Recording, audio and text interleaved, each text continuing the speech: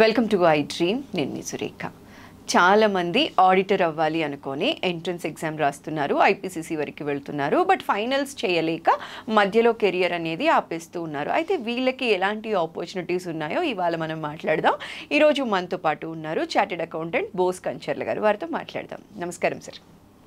Sir, CA entrance రాస్తున్నారు, IPCC వరకు వెళ్తున్నారు, ఫైనల్స్కి వెళ్ళే ప్రాసెస్లో ఎక్కడో ఆగిపోతున్నారు, లేకపోతే ఎక్కువ సంవత్సరాలు పట్టేస్తుంది సార్ చాలా వరకు. ఎందుకు సార్ ఇట్లా జరుగుతోంది అంటే సిలబస్ టఫ్ అయి ఉండొచ్చు, ఇర్రెస్పెక్టివ్ ఆఫ్, ఎందుకంటే పాస్ పర్సంటేజ్ తక్కువనే చెప్పాలి సార్ మిగతా ప్రొఫెషన్స్తో కంపేర్ చేస్తే. అయితే వీళ్ళ కెరియర్ ఎలా ఉంటుంది సార్? వీళ్ళతో పాటు చదివిన వాళ్ళేమో చక్కగా ఎంబీఏ చేసి మేనేజర్స్ అయిపోతూ ఉంటారు, బీటెక్ చేసి ఇంజనీర్స్ అయిపోతూ ఉంటారు. వీళ్ళు మాత్రం ఎమోషనల్గా కూడా ప్రెషర్ తీసుకుంటున్నారు సార్. ఒకవేళ ఐపీసీసీ వరకు చేసి మధ్యలో డ్రాప్ అయిపోయారనుకోండి సార్, వీళ్ళకి ఏమైనా ఆపర్చునిటీస్ ఉంటాయా సార్? గ్రాప్ చేసుకోవచ్చు అంటారా? ఇది చాలా ఇంపార్టెంట్ క్వశ్చన్ అండి. ఎందుకంటే మా సిఏ ఎగ్జామ్లో పాస్ పర్సంటేజ్ చాలా తక్కువ ఉంటుందండి, ఎస్పెషల్లీ ఫైనల్ లెవెల్లో. నేను పాస్ అయిన టైంలో మాది 3.8% బోత్ గ్రూప్స్ పాస్ అయిన వాళ్ళు. టోటల్ అంటే 4% అనుకోండి. అంటే 100 మంది రాస్తే నలుగురు. నేను చెన్నైలో చదువుకునేవాడిని. సిఏ ఫైనల్ ఎగ్జామ్ రాసినప్పుడు మా హాస్టల్ మొత్తంలో ఆల్మోస్ట్ ఒక 50 మంది రాస్తే మేము ఇద్దరం పాస్ అయినప్పుడు. మా హాస్టల్లో మేము కూర్చున్న ఆల్మోస్ట్ ఒక 30-40 రూమ్స్ ఉండేవి. మేము 50 ముగ్గురు పాస్ అయినట్టున్నాం అప్రాక్సిమేట్లీ. అంటే ఆల్మోస్ట్ ఎంత పర్సంటేజ్ అంటే మా హాస్టల్ వరకు పర్లా 10% ఉన్నట్టు. బట్ ఓవరాల్గా అయితే 4% అయ్యింది నేను పాస్ అయిన టైంలో. చాలా టఫ్ ఉండేది. మొన్న నవంబర్ 2023లో రాసిన ఎగ్జామ్ రాసినప్పుడు కూడా 9% పాస్ పర్సంటేజ్ ఇచ్చారండి. అంటే డబుల్ ఇచ్చారు. 9% is better than what earlier. And ఇంతకుముందు చెప్పినట్టు మాకు చాలా రిక్వైర్మెంట్ ఉంది కాబట్టి సమ్ టైమ్స్ కొన్ని పారామీటర్స్ మార్చుకొని ఇంకొంచెం బెటర్ రిజల్ట్ అయితే ఇస్తున్నారు. Okay. So this is the time where you can pass it. You can pass CA. ఇంత ముందులా కాదు, ఇప్పుడు టఫ్ అంత ముందులా లేదు. Plus number of years of CA course also reduced from 4.5 years నుంచి ఆల్మోస్ట్ 3.5 years to 4 years మధ్యలోనే complete అవుతుంది, జస్ట్ లైక్ ఇంజనీరింగ్ లాగే. ఇంతకుముందు అంత టఫ్ లేదు. కానీ ఏంటంటే మా దాంట్లో మేజర్గా అంటే ఫైనల్ లెవెల్కి వచ్చేసరికి కామన్ సెన్సు, లాజికల్ సెన్సు ఎక్కువ అప్లై చేయాలండి. రిమెంబరెన్స్తో అంటే రిమెంబరెన్స్తో పాటు మీకు ఏదైతే ఉందో మీకు ఇన్ఫర్మేషన్ ఆఫ్ ఒక subject matter experience, subject matter యొక్క రిమెంబరెన్స్తో పాటు అక్కడ ఇచ్చిన క్వశ్చన్కి common sense, logic sense apply చేసి ఆన్సర్ చేయాల్సి వస్తుంది. ఎందుకంటే అది బట్టి కొట్టి రాసేది కాదు. That is the reason main ఎందుకు ఎక్కువ మంది ఫెయిల్ అవుతారంటే మిగతా కోర్సులాగా ఈజీ అనుకునే మైండ్ సెట్లో ఉన్నబట్టి. ఎక్కడ ప్రాబ్లం వస్తుంది అనేది నేను అబ్జర్వ్ చేసి, ఎందుకంటే మా ఆఫీస్లో కూడా ఇప్పుడు మా దగ్గర ఆర్టికల్స్ చేసి వెళ్ళిపోయిన వాళ్ళు ఉంటారు కొంతమంది. వాళ్ళు ఇంకా కంప్లీట్ అయిన వాళ్ళు చూస్తాను. ఏంటి వాళ్ళ మధ్య ఏ తారతమ్యం ఉంది, what is the difference between pass అంటే నాకు mentoring is one of the issue నేను అబ్జర్వ్ చేశాను. Mentoring is the biggest issue. ఎందుకంటే తల్లిదండ్రులకి ఏం తెలియదు. ఇప్పుడు తల్లిదండ్రులు ఏం చదవాలి, ఎక్కడ చదవాలి, ఏంటని చెప్పరు. వాళ్ళు కనుక్కొని వెళ్ళే వాళ్ళు ఎక్కువ. సిఏ అంటే ప్రొఫెషనల్ కోర్స్ కాబట్టి వీళ్ళకి రెగ్యులర్ కాలేజీ లాగా డబ్బులు ఉండి జాయిన్ అయ్యేలాగా కాదు. They need to do by them self. Professional అంటే మీకు ఎవరో చెప్పరు, మీకు మీరు వెతకాలి, మీకు మీరు రీసెర్చ్ చేసుకునే ఇలాంటివి. సిఏ, సిఎస్, సిడబ్ల్యూఏ, డాక్టర్, ఈ కోర్సులు అన్నీ కూడా ఎవరికి వాళ్ళు మోటివేషన్ చేసి ముందుకెళ్ళే కోర్సులు. దానివల్ల ఎక్కడా కూడా ఇంటర్వెన్షన్ లేదు ఎవరిది. మనం ఏం చేస్తాం అంటే మనకు తెలిసిన వాళ్ళు సీనియర్ దగ్గరికి వెళ్తాం, లేకపోతే ఇంకెవరి దగ్గరికి వెళ్తాం. ఇప్పుడు నా దగ్గరికి వచ్చారనుకోండి, నా దగ్గర ఉన్న ఎక్స్పీరియన్స్ ఏంటి, నేను హిందుస్థాన్ పెట్రోల్లో జాబ్ చేశాను, తర్వాత ఒక ప్రైవేట్ లిమిటెడ్ కంపెనీలో జాబ్ చేస్తాను, అంటే ఒక ప్రైవేట్ హైదరాబాద్లో ఒక ప్రైవేట్ లిమిటెడ్ కంపెనీ. దాని తర్వాత ఓన్ ప్రాక్టీస్ స్టార్ట్ చేశాను. Then I have my own startup experience ఉంది. నాకు ఇన్ని ఎక్స్పీరియన్స్ ఉండడం వల్ల నాకు వచ్చిన వాడికి నేను ఏదైనా చెప్పగలను ఏంట్లో ఏంటి కష్టాలని. అదే నేను ఒక ఓన్లీ జాబ్ జాయిన్ అవుతున్నాను. ఫర్ ఎగ్జాంపుల్ 5 ఏళ్ళ నుంచి జాబ్ చేస్తున్నాను సిఏ పాస్ అయ్యాక. నేను అతని దగ్గరికి వెళ్ళి నేను ప్రాక్టీస్ గురించి అడిగాను అనుకోండి, నాకు కరెక్ట్ గైడెన్స్ ఇవ్వలేడు. ఎందుకంటే ప్రాక్టీస్లో ఉన్న సాధక బాధలు నాకు తెలియవు. అలా మీకు మల్టీ కాంబినేషన్ ఉన్న చార్ట్ అకౌంట్స్ కానీ మల్టీ ఎక్స్పీరియన్స్ ఉన్న పర్సన్స్ గైడ్ చేసే పర్సన్ లేకపోవడం వల్ల వీళ్ళు ఒక పాస్ అయిన పర్సన్ చూసేసి పర్లేదు అని జాయిన్ అవుతారు. ఇంట్లో వాళ్ళు పట్టించుకోరు. దానివల్ల ఏంటి, వీళ్ళు క్యాజువల్గా తీసుకొని first year second year pass అవ్వగానే ఏముందని అనుకుంటారు, ఫైనల్ ఇయర్ అవ్వదు. ఈ లోపు ఏంటి, ఇంట్లో వాళ్ళకి అవసరం ఉంటాయి. ఇంట్లో అరే నువ్వు ఎన్నాళ్ళు చదువుతారా, ఇంజనీరింగ్ చదివి వాడు సంపాదిస్తున్నారు అంటారు. మీరు అన్నట్టు ఇందాక అరే వాడు సంపాదిస్తున్నాడు, జాబ్ చేస్తున్నది నాకు పీర్ ప్రెజర్ వచ్చేస్తుంది. నా పక్కనోడు, నాతో ఫ్రెండ్ ఇంజనీరింగ్ చదివినోడు సంపాదించేస్తున్నాడు, నేను ఎందుకు సంపాదించట్లేదని చెప్పి ఆలోచన చేస్తే ఇంటర్మీడియట్ అయ్యాక నేను ఆర్టికల్స్ చేస్తాను. అంటే ఇంటర్మీడియట్ అంటే సిఏలో ఇంటర్మీడియట్ అయ్యాక, ఐపీసీ అయ్యాక ఆ ఆర్టికల్స్ ఎక్స్పీరియన్స్ వెళ్ళి ఏదైనా జాబ్ జాయిన్ అవుతాను, 30,000 20,000 జాయిన్ అవుతాను. నేను ఈ జాబ్ జాయిన్ అయ్యాక నేను ఎగ్జామ్ ప్రిపరేషన్ ఎలా చేయగలను, టఫ్ ఉన్న ఎగ్జామ్.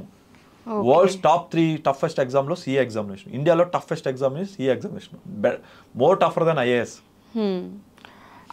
కంటే సిఏ కష్టం. మీరు గూగుల్ చేయండి, మోర్ టఫర్ దెన్ సిఎస్. ఎందుకంటే మీకు ఐఏఎస్లో ఎంతమంది అటెంప్ట్ చేస్తాం, దాంట్లో ఎంతమంది పాస్ అవుతున్నారు. అదే మాకు ఎంతమంది అటెంప్ట్ అవుతాం, ఎంతమంది పాస్ అవుతుంది కూడా పారామీటర్ అవుతుంది మీకు. సో ఈ నెంబర్ ఆఫ్ పీపుల్ వచ్చేది ఐఏఎస్ తక్కువ మంది ఉన్నా కంపేర్ టు మాతో పోల్చుకుంటే, బట్ ఎంతమంది అటెంప్ట్ చేస్తున్నారు, ఎంతమంది పాస్ అవుతారు, మా దాంట్లో ఎంతమంది అటెంప్ట్ చేస్తున్నారు, ఎంతమంది పాస్ అవుతారతో పోల్చుకుంటే India is more tougher than IAS. ఇదైతే నేను ఫస్ట్ టైం వింటున్నాను. గూగుల్ చేయండి, మొబైల్ యువర్ హ్యాండ్. మీ ప్రేక్షకులకు ఇప్పుడే చెప్తాను, వెంటనే ఈ వీడియోని చూస్తూ గూగుల్ చేయండి which is the toughest exam in India. So ఈ ఇంటర్మీడియట్ అవ్వగానే వాళ్ళ పీర్ ప్రెజర్లోకి వెళ్ళిపోయి, గైడెన్స్ ఫ్యాక్టర్ లేకుండా వెంటనే ఆ పీర్ ప్రెజర్లో ఇంట్లో వాళ్ళ అవసరాలకి వెళ్ళిపోయి వెంటనే జాబ్ జాయిన్ అయిపోతానండి. నాకు ఇంకా ఫైనల్ అవ్వాల. ఫైనల్కి మీకు ఏం చెప్పాను, టఫ్ ఎగ్జామ్. ఆ టఫ్ ఎగ్జామ్కి you need a focus, you need to spend that time, 6 months of time. ఈ 6 months నేను ఏం చేస్తున్నాను, రోజు పొద్దున్న 10ంటికి లేవగానే మనం వెంటనే పుస్తకం తీయం, కాసేపు అది చేస్తాం, వెంటనే ఆఫీస్ రెడీ అవుతాం, వెళ్తాం. You not spending quality time on your subject. Evening 7-8 దాకా పనిచేస్తాం, ఏ ఆఫీస్లోనే అంతే అనుకుంటాం. కానీ 6:30 కల్లా అవ్వగానే ఎవరు బయటకు వెళ్ళరు, ఏదో వర్క్ ఉంటుంది. 1 గంట లేట్ అయితే 7:30 వెళ్తుంది, అలసిపోయి ఉంటాం. ఎలాగా రిఫ్రెష్ అయిపోతాం. మనకి ఈవినింగ్ అవగానే యూట్యూబ్ అన్న ఓపెన్ చేయాలి, లేకపోతే ఐపీఎల్ లాంటి మ్యాచ్లు జరుగుతాయి. ఒక్కొక్క సీజన్ డీవియేషన్ ఉంటుంది. లాస్ట్ 2 months నుంచి ఐపీఎల్ డీవియేషన్, లాస్ట్ 15 రోజులు అయితే ఎలక్షన్స్ అయితే మరీ టూ మచ్. అలా ఒక్కొక్క సీజన్కి ఒక్కొక్క డీవియేషన్ ఉంటుంది. ఆ దొరికే టైంలో మనం చదవం. ఫోకస్గా కూర్చొని మనం ఒక సీట్లో కూర్చొని చదవాలని ఫోకస్ పెట్టడం ఓకే. బట్ పొద్దున్న సాయంత్రం కలిసి చాలా మంది అలసిపోతారు పనిచేసి వచ్చిన వాళ్ళు. మరి వాళ్ళకి ఫోకస్ ఉండదు. అప్పుడు ఏం చేస్తారు, ఎగ్జామ్ ముందు 15 రోజులు లీవ్ తీసుకుంటారు. ఎందుకంటే ఏ కంపెనీ కూడా ఎక్కువ రోజులు లీవ్ ఇవ్వదు, ఎక్సెప్ట్ మాలాంటి ఆడిటర్స్ దాంట్లోనే లీవ్ వస్తుంది. మా దగ్గర పనిచేసే మాకు తెలుసు కాబట్టి మేము 1 month లీవ్ ఇస్తాం. మీకు ఈ కంపెనీ 1 week కంటే ఎక్కువ లేదు. వాళ్ళు ఏమంటారు, ఎగ్జామ్ రోజు మాత్రమే వెళ్ళు అంటారు, ఎగ్జామ్కి మిగతా రోజు వద్దంటారు. వీళ్ళేంటి సర్లే అని చెప్పి వెళ్తారు. పాస్ అవుతారా? కష్టం, అక్కడే ఫెయిల్ అవుతున్నారు. సో నా సజెషన్ ఏంటంటే, ఎవరైతే ఇంటర్మీడియట్ అవ్వగానే కష్టమే, ఇంట్లో 5,000 కూడా ఇవ్వట్లా, మీకు హాస్టల్ ఫీజు కూడా దొరకట్లా, కానీ ఫోకస్డ్గా హాస్టల్లో కూర్చోనో లేకపోతే స్టడీ రూమ్లో చదువుకోనో 5,000 అప్పు చేయండి. నీ ఫ్రెండ్స్ ఎవరైతే ఉన్నారో మొహడం లేకుండా, సిగ్గు లేకుండా 5,000 రూపాయలు 10,000 రూపాయలు అప్పు చేయండి ఒక 6 నెలల పాటు. ఎందుకంటే 6 నెలలు పాస్ అయ్యాక మీరు సంపాదించగలరా? నెలకే ఇవ్వచ్చు కదా. ఈ 6 నెలలు మీ బ్యాక్ని అంటించి కూర్చొని పేషెన్స్గా చదువుకోవాలా. 6 నెలలు ఫోకస్డ్గా.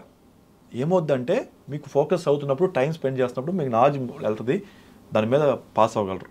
ఈ లోపు మీరు కెరీర్ అని చెప్పి వెళ్ళిపోతే ఇది అవ్వదు, కెరీర్లో ప్రోగ్రెషన్ రాదు. మీ కెరీర్లో మీ క్వాలిఫికేషన్ ఏంటంటే ఏం చెప్తారు, సెమీ క్వాలిఫైడ్ అంటారు, క్వాలిఫైడ్ అంటారు. సెమీ క్వాలిఫైడ్ మీకు ఎక్స్పీరియన్స్ ఉన్నా కూడా నీ క్వాలిఫికేషన్ లేదు కాబట్టి నీకు ఇవ్వాలంటే వాడు ఇంట్రెస్ట్ చూపించడు కంపెనీ. ఈక్వల్ టు ఇప్పుడు సెమీ క్వాలిఫైడ్ లో ఒక్కోసారి చాలా మంది థాట్ వాళ్ళ దగ్గర స్మార్ట్నెస్ ఉంటుంది, వాడికి 30,000 40,000 ఇస్తా ఉంటారు.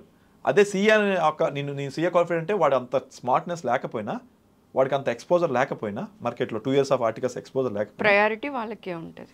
ఎవరు నష్టపోతున్నారు? ఎక్కడ పోతుందంటే మెంటారింగ్. ఈ చదువు నేను ఏదైతే చెప్పానో అది చెప్పగలిగే స్టేజ్ ఉన్న వాళ్ళతో వాళ్ళు మాట్లాడగలగాలి. అరే నువ్వు మీరు వెళ్ళొద్దు అని చెప్పగలిగే దమ్ము. చదువుకో అన్నారు అనుకోండి, అది చెప్పరు, లేదా అసలు గైడెన్సే లేదు, అది ఎవరి దగ్గర గైడెన్సే లేదు. సో వాళ్ళకి తెలియకుండా జాయిన్ అవుతున్నారు. నా దగ్గర పనిచేసి వెళ్ళిపోయి వద్దని చెప్పిన కూడా వినకుండా వెళ్ళి వాళ్ళ ఇంట్లో బ్రదర్స్ అని, ఇంట్లో మాకు గడవాలని చెప్పి ఏదో ఎంఎన్సీ జాయిన్ అవుతారు. అది కూడా సీఏ రిలేటెడ్ ప్రొఫైల్ జాయిన్ అవ్వరు, డేటా ఎంట్రీ జాబ్లు, బీపీఓ జాబ్లు జాయిన్ అవుతారు. ఏదో ఒకటి పనికిరారు. 2 years తర్వాత యువర్ ఫిట్ ఫర్ నథింగ్. నువ్వు చదువుకుంది ఏంటి ఫోకస్. పోనీ నువ్వు సీఏ చదువుకున్నా కాబట్టి సీఏ రిలేటెడ్ వర్క్ ఏదైనా సీఏ ఫామ్లోనో ఒక కంపెనీలో అకౌంట్స్ డిపార్ట్మెంట్, ఫైనాన్స్ డిపార్ట్మెంట్లో చేస్తే కనీసం దాని రిలేటెడ్ ఎక్స్పీరియన్స్ అన్న పొంది నీకు గ్రోత్ రావడానికి అవకాశం ఉంది. నేను చెప్పేది సీఏ పాస్ అయిపోతే నీకు ఆ 50,000 60,000 70,000 దాటి ఎవరు ఎక్కువ పే చేయరండి మంత్లీ. ఒకవేళ అన్ఫార్చునేట్లీ ఏదో ఒక సిచ్యువేషన్స్ వల్ల ఫెయిల్ అయ్యారు, ఐపీసీసీ వరకు వచ్చి ఆగిపోయారు సార్, ఇప్పుడు వీళ్ళకి ఆపర్చునిటీస్ ఎట్లా ఉంటాయి? ఫుల్ అండి. ఓకే, పాస్ అయిపోయాం కదా, ఇప్పుడు నీకు నచ్చింది నువ్వు చేయి. ఐపీసీసీ వరకు ఐపీసీ అయింది, నీకు నచ్చింది నువ్వు చేయి. ఓకే, నేను ఎవరు ఆపారా? సీఏ నచ్చలేదా, నువ్వు అవ్వట్లేదు అంటే something is bothering you. Either you are not liking this course, or ఇది నీకు టఫ్గా ఉండొచ్చు.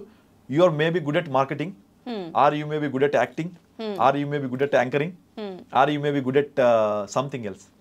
ఏది నచ్చితే దాని వైపు వెళ్ళిపోండి, టైం వేస్ట్ చేయొద్దు, డైవర్ట్ అయిపోండి.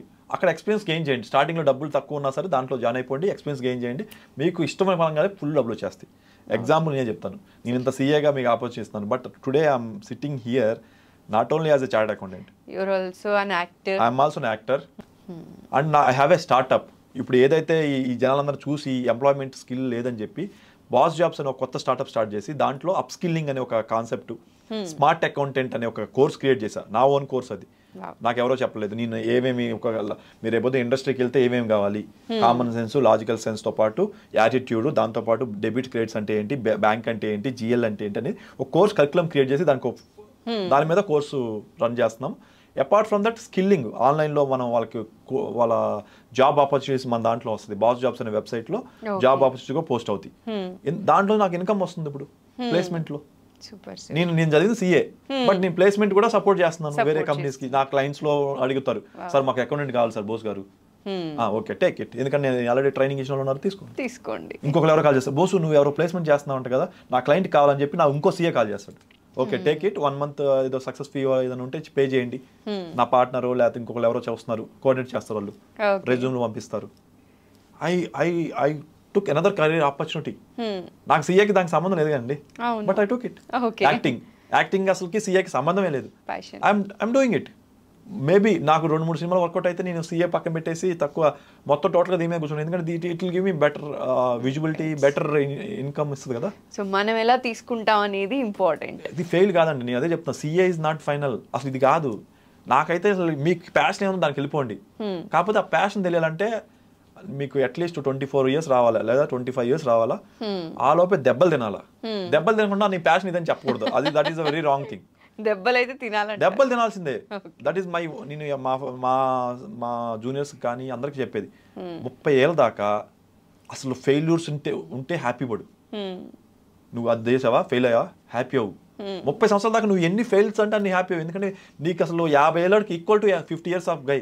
30 years లో నువ్వు ఎన్ని ఫెయిల్యూర్స్ చూస్తే you are equal to 50 years guy. Now 30 నుంచి నువ్వు బిల్డ్ చేసుకుంటావు కెరీర్ని. That is what everybody needs. ఈ రోజు రేపు మనం 28, 29, 30కే కదా పెళ్లి చేసుకుంటున్నాం మనం, మరి 25కి చేసుకోవట్లేదు కదా. సో కరెక్ట్గా పెళ్లి చేసుకునే టైంకి నువ్వు you are wise, you know where to go. నీకు టాలెంట్ ఎక్కడ ఉందనేది నీకు తెలిసిపోతుంది. You can build your life. కానీ మీరు ఫెయిల్యూర్ లేకుండా సడన్గా రేపు పొద్దున 30 పెళ్ళి అవ్వగానే ఒక స్టాక్ మార్కెట్లో ఒక 5 లక్షలు పెట్టి లాస్ అవ్వగానే బెబే అని ఎడుతున్నారు ఫెయిల్ లేకపోవడం వల్ల. అదే మీకు ఫెయిల్యూర్ ఉందనుకోండి, ఇలాంటి బొచ్చు చూసాను బై, కమాన్ మళ్ళీ వద్దాం. సీఏ ఫెయిల్ అవుదా, no problem, I know I'm very good at editing, I will go. I'm very good at anchoring, I will go. లేదు నేను బ్యాంకింగ్ బాగా చేయగలను, okay I will go there. నేను బాగా మాట్లాడతాను, go to marketing. Okay, thank you so much sir. ఎందుకంటే IPCC వరకు వెళ్ళి అక్కడ ఆగిపోయింది అని చెప్పి స్ట్రక్ అయిపోయిన వాళ్ళు, డిప్రెషన్లో ఉన్న వాళ్ళందరికీ కూడా ఈ వీడియో చూస్తే మళ్ళీ బౌన్స్ బ్యాక్ అయ్యి వాళ్ళ ఆపర్చునిటీస్ వెతుక్కొని లైఫ్ మంచిగా లీడ్ చేయాలని మనస్ఫూర్తిగా కోరుకుంటున్నానండి. నమస్కారం సార్.